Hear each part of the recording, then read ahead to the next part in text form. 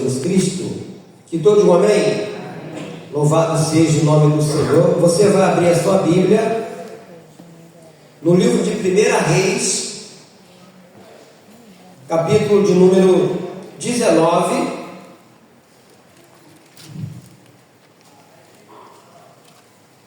Vou pedir que você fique de pé, por favor.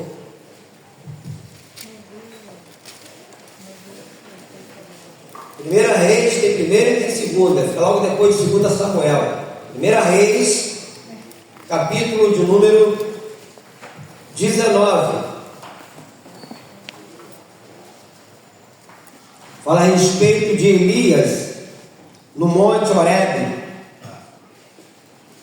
Todos acharam, amém? Que diz: Acabe fez saber a Jezabel tudo quanto Elias havia feito e como matara todos os profetas à espada. Então Jezabel mandou o mensageiro Eli a dizer-lhe: Faça-me os deuses como lhes aprouver, se amanhã a estas horas não fizer eu a tua vida como fizeste a cada um deles.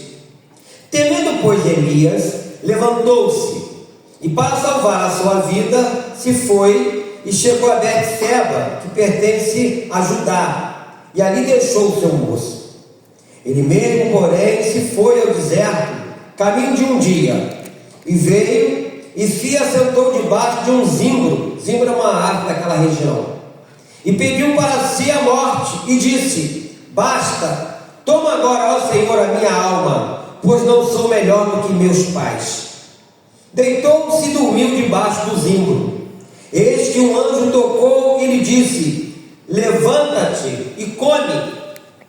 Olhou ele e viu junto à cabeceira um pão cozido sobre pedra, em brasa, e uma botija de água. Comeu, bebeu e tornou a dormir. Voltou segunda vez o anjo do Senhor, tocou e lhe disse: Levanta-te e come, porque o caminho te será sobremodo longo.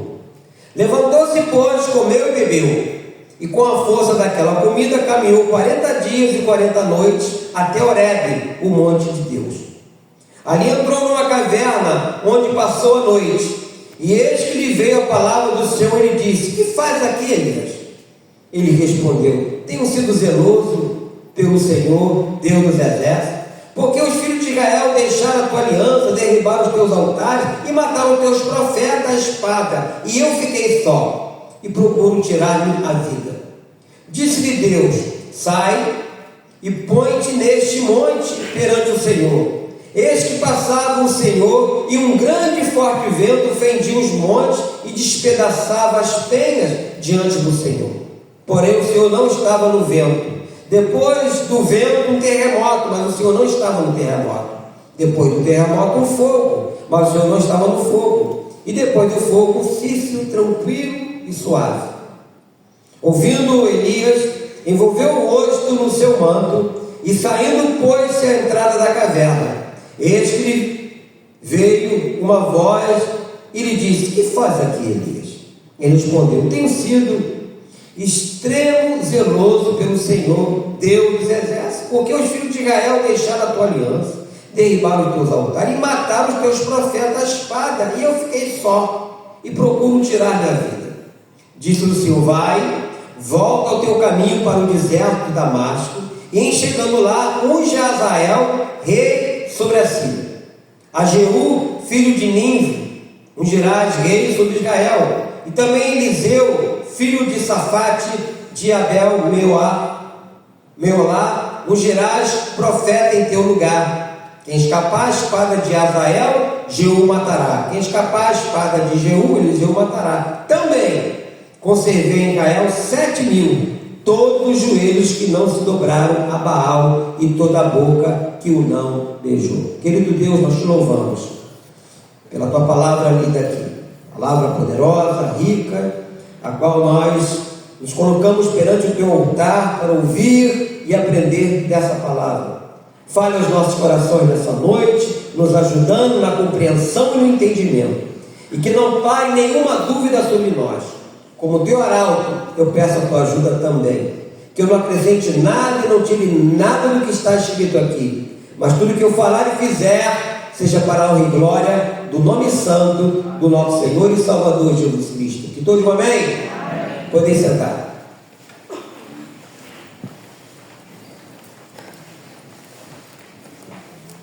Não é a primeira vez que eu falo sobre esse assunto, e eu vejo, meus irmãos, que nesse momento a gangue de ruas, a roubos, a assaltos, a situação financeira na vida de muita gente, você vê a própria natureza se revoltando. Alguns lugares hoje está tendo enchente, outros lugares está tendo queimadas, e vai por aí afora, são tantas coisas. E diante disso, temos várias reações de defesa, mas eu vejo que só Deus pode nos ajudar. Sistema econômico do mundo, do Brasil, não vai nos ajudar. Sistema político também não vai nos ajudar. Filosofias não vai nos ajudar. Só Deus. Porque Ele diz, sem mim nada o quê? Nada podeis fazer. Aqui no versículo de número 3, houve uma reação desse profeta, que diz: temendo, pois, Elias levantou-se para salvar sua vida e se foi. É interessante, se você ver os capítulos anteriores, Elias já tinha enfrentado 450 profetas de Baal, e ele venceu esses 450 profetas. Ele já tinha passado, já tinha tido experiência. Não era um leigo no assunto, não era um novo convertido, ele era uma pessoa experiente. Mas mesmo com toda a sua experiência, diante de um fato, ele teve medo, porque essa mulher, Jezabel, a mulher do rei Acabe, era uma mulher maligna, uma mulher adoradora de Baal, uma mulher que tinha um espírito ruim. E nós vemos aqui que ele se foi, ou seja, para salvar a sua vida, ele se foi. Quando Jesus foi preso, os seus discípulos fizeram o quê? Fugiram. Então, como eu falei, ele já havia enfrentado várias situações aqui de adversidade, esse profeta. Ele já havia confrontado, como eu falei, os profetas de Baal, mas agora estava com medo da rainha Jezabel. E eu deixo uma pergunta para você fazer uma análise. Que tipo de situação está causando medo em você? Já falei em outra ocasião que o medo é um mecanismo de defesa. Todos nós já sentimos medo. Você não pode ficar com medo, trazer o medo para o seu dia a dia. Quando você faz um exame e dá positivo, que você não queria que desse, e vai para fora. São várias situações que nos levam a ter medo. Quando Moisés viu que seu crime havia sido descoberto, ele também fugiu. E é possível que você esteja fugindo de alguma situação.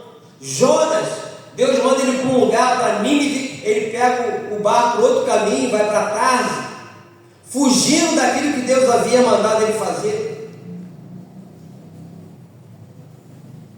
Teve também um sentimento, esse profeta, de uma insignificância, porque no versículo 4 ele diz: ele mesmo, porém, se foi ao deserto, caminho de um dia, e veio e se assentou debaixo, inclusive, daquela árvore, como eu disse, e pediu para si a morte, e disse: basta, toma agora, Senhor, a minha alma, pois não sou melhor do que meus pais. Ele estava se depreciando, achando que ele era um nada. Eu quero dizer para você que você é muita coisa dessa para Deus. Você é templo do Espírito Santo, com todos os seus problemas, ou melhor dizendo, com todos os nossos problemas, nós somos templo do Espírito Santo. O livro de Filipenses, capítulo 1, versículo 6, fala que a obra que o Senhor começou a fazer em nós, Ele há de completá-la. Ele não desistiu de mim, nem de você. Creia nisso. Quem sabe você ainda está alimentando dentro de você esse complexo de inferioridade. Eu sou um inútil, eu sou um traste, eu só estou ocupando espaço. Deixa marcadinho aí, vamos lá em 1 Coríntios, capítulo de número 1. 1 Coríntios, capítulo 1. Separei esse texto aqui. 1 Coríntios, capítulo 1, versículo de número 26. Fala da vocação dos santos. Que diz: irmãos, reparai, pois, na vossa vocação, visto que não foram chamados muitos sábios segundo a carne, nem muitos poderosos, nem muitos de nobre nascimento. Pelo contrário, Deus escolheu as coisas loucas do mundo para envergonhar os sábios, escolheu as coisas fracas do mundo para envergonhar as fortes, e Deus escolheu as coisas humildes do mundo, e as desprezadas, e aquelas que não são, para reduzir a nada as que são, a fim de que ninguém se vanglorie na presença de Deus. Então, você não é um nada, você não é um traste, você foi chamado por Deus. Nós não escolhemos Deus, Deus nos escolheu. Amém? Foi Ele que me escolheu, foi Ele que te escolheu. Agora você imagine o cálculo que se faz hoje de 8 bilhões de pessoas na Terra. Nesses 8 bilhões, Deus te escolheu. Deus me escolheu. Tu já pensou? Para pensar. Quantas pessoas nasceram, viveram, morreram e vão para o inferno? E você teve o privilégio de nascer, de viver e se render a Cristo. E hoje você faz parte da família de Deus. Amém? Hoje o teu nome está escrito aonde? No livro da vida. Nosso nome está registrado no livro da vida. Existe uma marca que ninguém vê.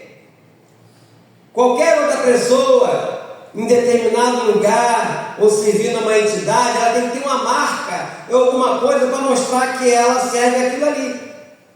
Muitas vezes a marca é no seu próprio corpo, exteriormente, visivelmente.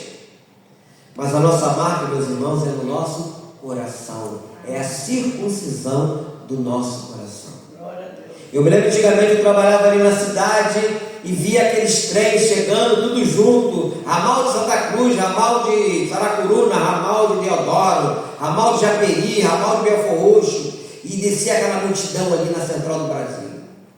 E eu olhava aquilo ali e falava, lá, no meio daquela multidão, tem um servo e tem uma serva que Deus está vendo quem é dele. Sem fazer presepada, sem ficar gritando, eu sou de Cristo. Não precisa fazer isso não, Deus sabe quem é. Porque o coração está marcado. É a circuncisão do coração. Então nunca se sinta uma pessoa insignificante. O inimigo procura colocar você no pó, procura te anular. Não aceite essa jogada suja de Satanás. Voltando para o texto, não aceite. No versículo 5 aí de 1 Reis 19, deitou-se e dormiu debaixo do zimbro. Eis que um anjo tocou e lhe disse: levanta-te e come. Nós vamos observar, amados irmãos, esse texto fala do profeta deitado, que é o desânimo, depressão, derrota, prostração. É exatamente isso que o diabo faz com o ser humano.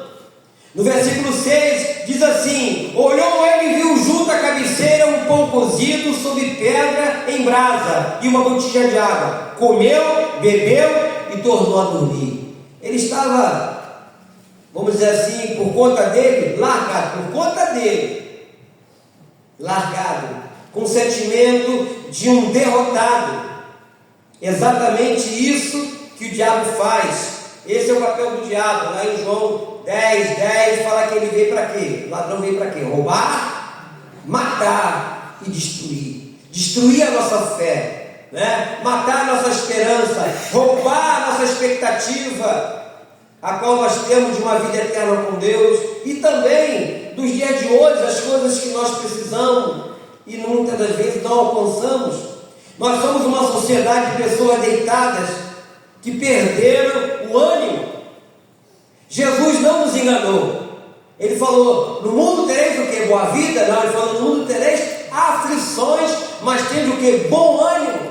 Por isso, muitas das vezes, as nossas orações, elas não alcançam o coração de Deus, porque são orações diferentes daquilo que Ele pede que nós façamos. E uma das coisas que eu sempre pedi a Deus foi: Senhor, em primeiro lugar, eu quero te servir com alegria. Segundo lugar, me dê bom ânimo. Me dê bom ânimo. Me dê bom ânimo para prosseguir. E nessa caminhada já são mais de 40 anos servindo a Cristo. Por causa do bom ânimo que eu tenho pedido a Deus. Ou está pensando que a vida de pastor é fácil? Se não fosse o bom ânimo, se não fosse servir a Ele com alegria, se eu não colocasse Ele, como diz o primeiro mandamento: amarás o Senhor teu Deus de todo o seu coração, com toda a sua força e com todo o seu entendimento. Não pode ser meia boca, tem que ser de tudo. Primeiro lugar, você tem que amar a Deus em primeiro lugar. Pedir bom ânimo a Ele, pedir que você possa servi-lo com alegria, porque com alegria você vai em frente. Mais adiante nós vamos ver Elias falando coisas aqui que não deveria falar, mas falou. Eu vou pular para o versículo de número 10. Quando ele... Peraí. Versículo 8, vamos lá para o versículo 8. Levantou-se, pois, comeu e bebeu, e com a força daquela comida, caminhou 40 dias e 40 noites até Horebe, o monte de Deus. Ali entrou numa caverna onde passou a noite. E eis que lhe veio a palavra do Senhor e disse: que faz aqui, Elias? Ele respondeu: tenho sido zeloso pelo Senhor, Deus dos exércitos, porque os filhos de Israel deixaram a tua aliança, derribaram os teus altares e mataram os teus profetas à espada, e eu fiquei só e procuro tirar minha vida. Na mente desse homem, só ele havia ficado, não havia mais ninguém. Só ele era o bambambá, esse cara sou eu. Só ele, na mente dele era só ele. Ou seja, muitas das vezes, quando nós estamos passando por dificuldade, achamos que só nós estamos com problema, as outras pessoas não têm problema. Quando na verdade todos têm problemas. Eu sempre digo, até falando com os colegas pastores, sempre no meio de tudo que a gente vê de errado, no contexto eclesiástico, vamos falar no contexto de igreja que existem, sempre haverá os remanescentes. Sempre haverá os fiéis de verdade, independente do lugar que aquela pessoa esteja, eu digo lugar denominacional, sempre haverá os remanescentes, pessoas de verdade, que amam a Deus de verdade, muitas vezes ficam num lugar há muito tempo, estão ali servindo a Cristo, mas o coração é um coração sincero, um coração honesto, um coração de quem ama a Deus de verdade mesmo. Então ele olha ao redor, esse profeta, e não viu sequer uma pessoa, um amigo, um companheiro, para desabafar. Eu digo para os irmãos que quando o inverno da vida chega, parece até que os amigos se vão. Assim estava Elias, a mente dele estava conturbada, a mente dele estava sobrecarregada. Ele queria até morrer, como nós vemos no início aqui. E aqui nós vamos ver Deus tratando deste homem. E é muito bonito nós ver o caminho de Deus, o cuidado de Deus. A promessa de Deus, repito, em Hebreus lá, 13:5, nunca te deixarei, nunca jamais te abandonarei. E lá em Mateus capítulo 28:20 fala que estarei convosco todos os dias até a consumação do século. Muitas vezes, diante da situação, diante dos aborrecimentos, das frustrações, da enfermidade, a gente pensa que Deus nos abandonou. Parece que Deus está muito distante. Minha esposa está aí. Período que ela passou com aquela doença lúpus durante 4 anos de hospitais. Foram 4 dias. Eu me lembro que em nenhum momento, eu lá, obreiro da igreja, lá em Irajá, em nenhum momento eu pensei em desistir de Deus. Em nenhum momento eu entrei em pânico, desespero. Eu só orava. e acreditava que Deus poderia um dia, uma hora, mudar a nossa sorte como Ele mudou. Condenado a nunca ter filhos, né? Haja vista que os 2 primeiros morreram, nasceram mortos, até um dia que Deus deu um basta. E aí nasceu a nossa filha, a Sara, que ministra louvor aqui na igreja, que esse ano não parece, mas ela vai fazer 41 anos. E depois nos deu um filho homem, que é o Júnior. E depois eu fiquei sabendo que quem tem essa doença, em 1000 casos nasce um filho homem. Aí o que Deus fez? Deu uma menina, depois deu um menino. Porque o nosso Deus é um Deus fiel, meus irmãos. Ele cumpre com aquilo que Ele fala. Quando a gente lê o Salmo 40, eu sempre reporto o Salmo 40, né? Quando o salmista fala, Davi, esperei confiantemente pelo Senhor, e Ele me ouviu quando clamei de socorro. Só que não diz o tempo que foi isso. Um mês? Um ano? Não diz. Ele esperou confiantemente. E Deus ouviu. Não desista. Eu quero dizer para você que Deus está te ouvindo. Amém. O tempo que determina é Ele. Ele tem a última palavra. O nosso problema é que nós somos pessoas impacientes. Nós queremos tudo para ontem. Não é assim que nós falamos no dia de hoje? Fulano, dá para fazer comigo? Para quando é? Para ontem. Ou seja, nós estamos sempre atrasados. E não é assim. Não é dessa forma. Então nós vamos começar a ver agora a ternura da restauração que Deus deu a este homem, cheio de problemas. E aqui, voltando para o versículo 9, ali entrou numa caverna, onde passou a noite, e eis que lhe veio a palavra do Senhor e lhe disse: que faz aqui, Elias? E aqui vamos ver, Deus começou a dar missão a ele, ordenando a ele, no versículo 11. Disse-lhe Deus: sai e põe-te neste monte perante o Senhor. Eis que passava o Senhor, e um grande e forte vento fendia os montes e despedaçava a penha. Diante do Senhor, porém, o Senhor não estava no vento. Depois do vento, um terremoto, mas o Senhor não estava no terremoto. Depois do terremoto, um fogo, mas o Senhor não estava no fogo. E depois do fogo, um cisto tranquilo e suave. Esse versículo aqui, quando fala um cisto tranquilo e suave, quebra todo aquele argumento de alguns doidos aí que falam que o pentecostal que não gritar não é pentecostal. Deus estava no cisto tranquilo. Tem gente que rotula Deus. Deus só está se fizer isso. Se não fizer assim, Deus não vai estar. Cuidado com isso. Aqui diz que é um lugar tranquilo, um cisto tranquilo, ou seja, uma suave brisa passando, e ali Deus estava. Ouvindo, Elias envolveu o rosto no seu manto e saindo, pôs à entrada da caverna, e eis que lhe veio uma voz e disse: que faz aqui, Elias? Ele respondeu: tenho sido extremo, zeloso pelo Senhor Deus dos exércitos, porque os filhos de Israel deixaram a tua aliança, derribaram os teus altares e mataram os teus profetas à espada, e fiquei só. A segunda vez que ele falou, ficou só. E procuram tirar-lhe a vida. Então ele estava fugindo daquela situação. Quando Deus manda Elias sair da caverna, o que Deus estava querendo falar? Há uma grande diferença em estar numa caverna e estar no monte. O cisto é o refrigério de Deus, como eu falei aqui no versículo 12. Esta brisa é a graça, é o Espírito Santo, é o bálsamo. E ainda hoje Deus manda esta brisa mansa e suave sobre nossas vidas. Ele pensava que não tinha mais utilidade nenhuma. Nunca pense assim, meu irmão, minha irmã.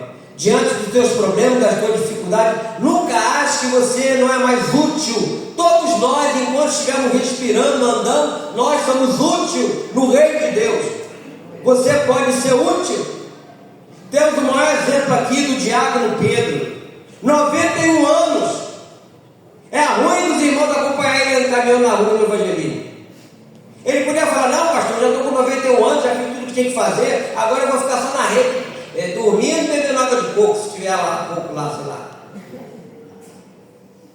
Mas não, ele vem e participa.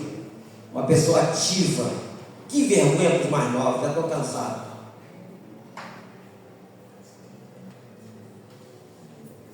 Então Deus ainda tinha missão na vida daquele homem.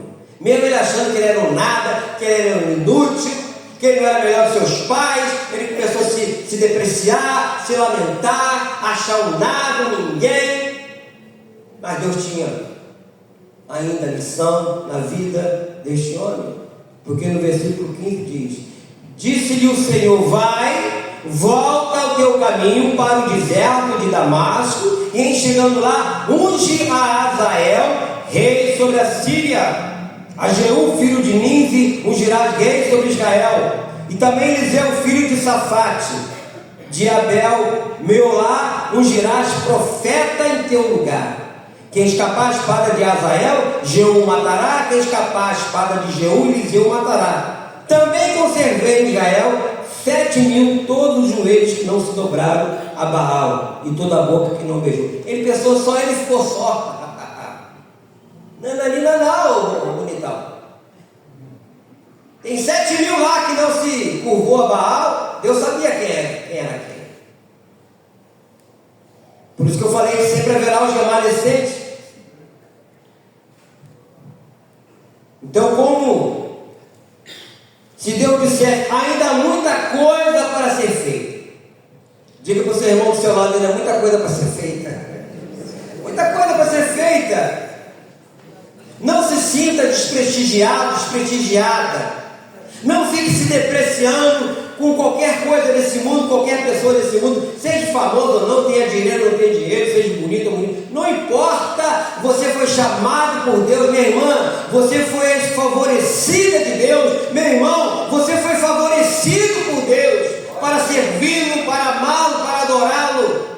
Ainda há missão para ser feita, ainda há coisa para que nós possamos fazer em prol do reino de Deus. Porque o mundo é o que você está vendo aí, essa confusão, é guerra. Está se cumprindo a palavra? Eu estava falando hoje, está se cumprindo a palavra? Guerra, rumores de guerra, pai contra filho, filho contra pai, o amor se esfriaria de quase tudo. Está escrito, está escrito. Mas nós não podemos olhar essas coisas e ficar de braços cruzados e achar que está tudo normal. Bom, já que está escrito, está acontecendo, deixa acontecer. Não é bem assim não. Deus não nos manda nos acomodarmos, Ele manda nós avançarmos, Ele manda nós irmos em frente. E ainda hoje há muitos homens e mulheres, moças, moços na caverna do diabo, mas Deus nos alcança com a sua graça até quando estamos na caverna, porque o amor de Deus vai até o mais fundo do poço e nos levanta. Amém. Louvado seja o nome do Senhor. Por isso, o homem que já achava nada estava lá, querendo morrer até, querendo desistir de tudo, e Deus foi lá e tirou ele lá do fundo do poço e restaurou a sua vida, como Ele pode restaurar a vida de qualquer pessoa no dia de hoje. E eu queria ler mais um texto com os irmãos. Abra comigo aí no livro de Isaías 41. Mais adiante. Nós estamos no livro de 1 Reis, mais adiante, lá depois de Salmo, antes de Jeremias, você vai encontrar Isaías, o livro de Isaías 41, a partir do versículo de número 10.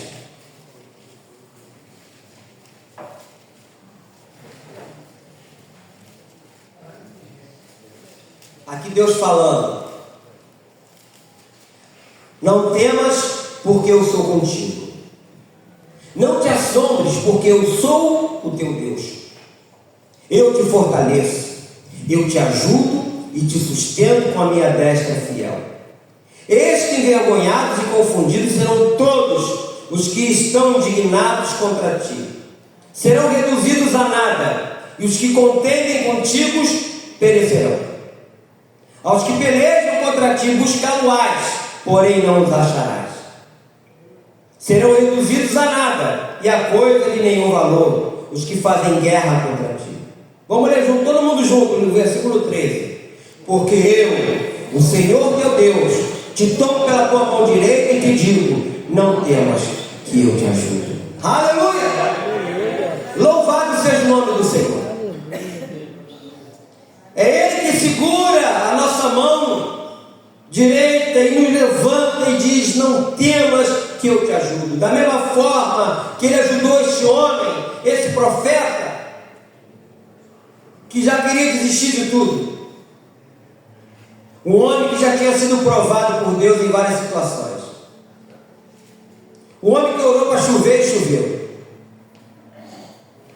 E outras coisas mais, porque ele está no rol dos profetas maiores, Elias. Um homem que depois foi arrebatado, você vai ver isso mais adiante, lá no 2 Reis 2, a partir do versículo 9. Caminhando com Eliseu, e veio uma carruagem de fogo e ele não viu a morte, ele foi arrebatado por Deus. O homem que Deus tinha nesse homem ainda uma expectativa de um bom período de vida para usá-lo, usou na unção, porque naquela época era assim, o rei era ungido pelo profeta, aí se colocava o óleo dentro de um chifre de carneiro, colocava na cabeça do rei. A partir daquele momento, aquele rei estava sendo ungido e ali ele começava o seu reinado. Recebia essa unção. Quem fazia isso era o profeta. E esse homem desistindo. E Deus com um plano na vida dele ainda. Como Deus também, meus irmãos, tem plano na minha vida e na sua vida. Amém. Não sei até quando. Enquanto nós falarmos, Senhor, usar a mesma frase do profeta, esse mesmo profeta aqui, Isaías, quando Deus fala: quem enviarei? E ele fala: Senhor, eis-me aqui, envia-me a mim. Você pode falar isso também para Deus. Pode até parafrasear: Senhor, eis-me aqui, use-me a mim. Parafraseando. Você pode falar isso com Deus. Mas se você ficar falando: não, eu estou assim, eu estou assado, eu não posso mais, aí tudo bem. Eu aprendi que Deus só trabalha com quem está disponível. Se você ficar se depreciando e achar que não vale mais nada, Deus não vai fazer nada. Mas se você pedir a Deus: Senhor, eu estou assim, mas eu creio que Tu pode mudar a minha sorte, eu creio que Tu pode mudar, Deus amado, tudo isso que eu venho passando, que eu estou vivendo, mas eu quero Te servir mais ainda, Senhor. Eu quero ainda, Deus, me dedicar com o dom que eu tenho para Te servir, para ser usado por Ti. Enfim, ontem eu falei aqui para os homens aqui na nossa reunião que tivemos aqui ontem de manhã, de nós desejarmos isso, de pedirmos a Deus: Senhor, eu quero ser usado por Ti, tira de mim tudo que não provém do Senhor e nos ajude nessa caminhada, Deus. Não sabemos até quando vamos viver nesse mundo, mas do pouco período que vamos ter ainda, que eu seja usado por Ti para ajudar pessoas, queridos irmãos, há pessoas sofrendo aí fora, na rua, em casa, nos hospitais. Quando fazemos o evangelismo, você lida diretamente com as pessoas, você vê a necessidade, a maioria delas para ir: olhe para a minha família, olhe para a minha família, olhe para a minha família, o tempo todo é isso. Então é necessário que nós queiramos fazer isso. Se você falar que nunca tem tempo, aí, poxa, se tiver um passeio, você vai. Como é que não tem tempo para servir a Deus? O nosso evangelismo é uma vez no mês. Será que não tem como você tirar um dia nesse dia do mês? Já foi programado desde o ano passado. Já fizemos 6, vamos fazer o 7º agora. Porque eu trabalho. Tudo bem, você está trabalhando nesse horário, não tem como. Mas quem não trabalha? Quem não tem filho pequeno? Tem uma irmã na nossa igreja, desde quando ela teve a primeira filha, e tem hoje, ela nunca desistiu de servir a Deus porque tinha filho pequeno. Ela carregava a criança, ia para os eventos, eu estava querendo aquele saquinho, bebê, com aquilo aqui, canguru, ia para o canguru, servia a Cristo, voltava. Hoje a pessoa não tem filho, não tem nada, mas não pode, nunca pode, nunca tem tempo para servir. Enfim, aí fica difícil. Mas se você falar: Senhor, me ajuda, Senhor, eu quero Te servir, eu quero dedicar mais tempo a Deus, eu não quero chegar de mão vazia. você vai ver como você vai encontrar pessoas necessitadas aí fora. Você vai ver como tem muito trabalho. Por isso, certa feita, o nosso Senhor Jesus disse o seguinte: que a seara era grande, mas os trabalhadores eram o quê? Poucos. Então é necessário que nós nos coloquemos nessa disponibilidade de Deus, desejando de coração mesmo servir. Esse exemplo aqui desse profeta é para todos nós observarmos. Para todos nós. Ele já havia chutado o balde. Ele já não queria mais. Já queria morrer, né? Medo. Ele permitiu que esse medo adentrasse. Agora você vê, uma mulher ameaçou ele. Só que ele já tinha vencido 450 anteriormente. E uma mulher só amedrontou ele. Humanamente falando, vamos trazer para o contexto humano, ali seria mole. Se eu venci 450, como é que eu vou perder por uma? Mas aí, o diabo, como é traiçoeiro, o diabo, como é sagaz, colocou o medo e ele se alimentou desse medo. E o medo é que fez com que ele recuasse. Fez com que ele ficasse depressivo. E ali começou a derrocar. Mas como Deus tinha um plano, ainda Deus tira ele dessa caverna. O que faz aqui, Elias? Deus falou com ele, não uma vez só. E deu a lição depois, para que ele fizesse. E no final Deus faz o quê? Deus dá uma chamada. Porque ele falou 2 vezes, só eu fiquei dos teus profetas. Eu fiquei só. E Deus fala, eu reservei 7.000 que não se dobraram nem beijaram Baal. Então, meu irmão, minha irmã, levante a cabeça. Como diz no livro de Efésios, levanta-te, ó tu que dorme, e Cristo te levantará, te iluminará em outra direção. Fique de pé, vamos orar. Querido Deus, Pai Santo, eu quero te louvar, a Deus, pela tua palavra. Pedir ao Senhor graça, misericórdia. Que o Senhor nos ajude para que a nossa vida seja vivida de fé em fé e de glória em glória, não de derrotas, porque a maior vitória é ter o Senhor como o Senhor da nossa vida, como aquele que um dia nos tirou de um poço de perdição, já foi uma grande vitória, como aquele também que um dia nos transportou do império das trevas para o reino do Filho do teu amor, outra vitória, aquele que marcou o nosso coração com a circuncisão, mais uma vitória, aquele que garante uma vida eterna contigo, aonde nem a morte vai nos alcançar mais, e o Senhor mesmo vai enxugar dos nossos olhos toda lágrima. Essa é a nossa expectativa, essa é a nossa esperança. Então, Deus, nos ajude, tenha misericórdia de nós, que o Senhor faça com que a nossa vida seja vivida te servindo com alegria, como eu falei. E também, ó Deus amado, uma expectativa de poder te servir mais. Não ficarmos reclamando, mas te servir mais. E pedindo misericórdia, porque é a tua misericórdia que é a causa de nós não sermos consumidos, porque ela se renova cada dia, cada manhã. Eu te peço isso, Deus, no nome santo do nosso Senhor e Salvador Jesus Cristo. Que todo um amém? Amém. Louvado seja